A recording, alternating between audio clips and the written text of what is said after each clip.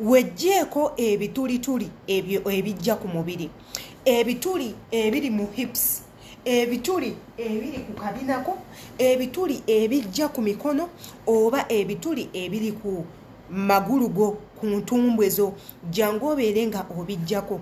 Buli muntu yenna asobola okufuna ebituli bino.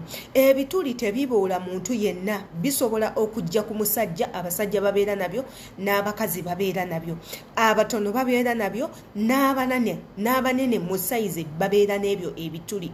Ebituli bino mu luzungu abamu baziyita orange skin, abalala baziyita dimple skin, abalala nga tuziyita cellulite mu lulimi oluzungu. Cellulite ezo zijja ku mubiri gw'omuntu ne zifoomingawo ebitulituli ku mubiri gwo. Abasinga ebituli ebyo bitera kubeera ku kabina. Ebituli by'oku kabina bye bikyasinze obubi kubanga mulimu ababifuna ne bigenda so deep, ekituli ekyo ne kibeera kinene nga ne waba ayambadde olugoye omuntu asobola okumanya nti nno ayina ekituli. Ezo nno ze bayita cellulites mu luzungu.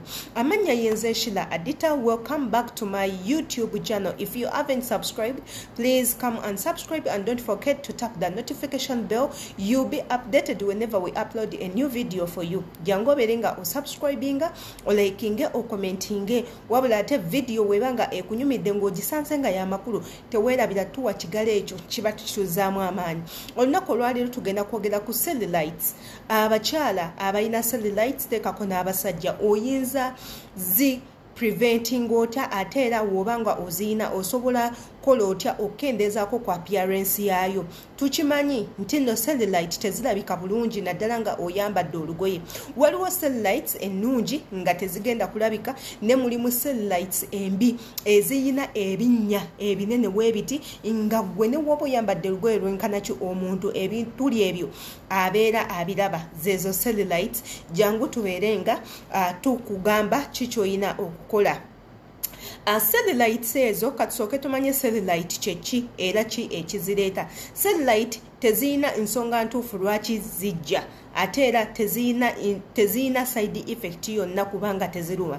Wabula nga tumanyiko kimu, ezo zibeera dead cells. Omuntu bw'ofuna omubiri amasavu gagenda ne gavaayo.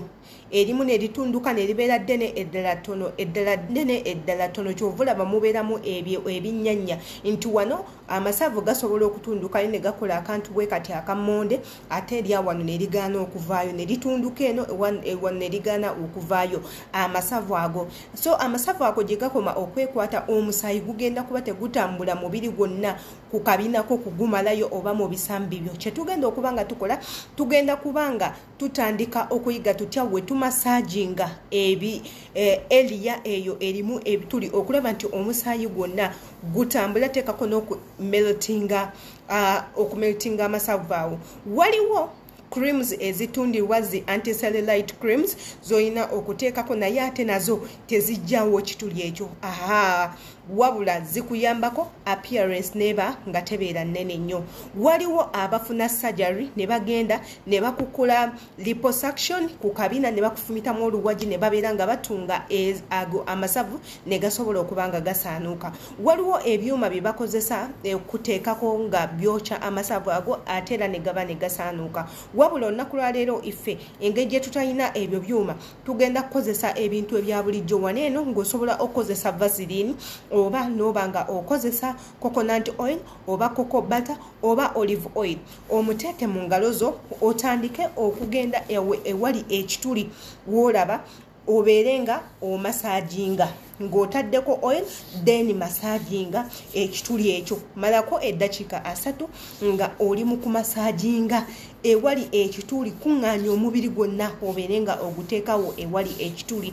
Kimasajinga okyetooloze okimalireko obudde bwo. Topapa kozesa cream kubanga jjukira ekireetera ekituli kino okubanga kyesimira ddala nti lwansonga omusaayi tegutuukawo, lwansonga amasavu ago geekwatira awantu wamu ganoonya kintu kigabeera nga kigamelt supportinga beera ng'okozesa eyo procedure wabula ng'ate n'okutaiteninga omubiri gwe kikuyambako eri gwe asobola okufuna obudde n'obeera ng'okolamu ka exercise okolayo ka gym nakyo kijja kuba kikuyamba. Waliwo eddagala eryakazuuka okuva mu United States, United Kingdom, eddagala lye bayita kwo batandise okuba nga balikuba abantu abo abalina ebituli mu kabina. Bwe bakuba eddagala eryo ezo zonna emisuwa egibadde gikutte eddagala eryo digisala so amasavu ago ne gaddawo ne geekuŋŋaanya. Vidiyo eno bw'oba ogisanze nga y'amakulu nkusaba otuwe like okomentinga awo wansi. Mbagala nnyo. See you in my next video.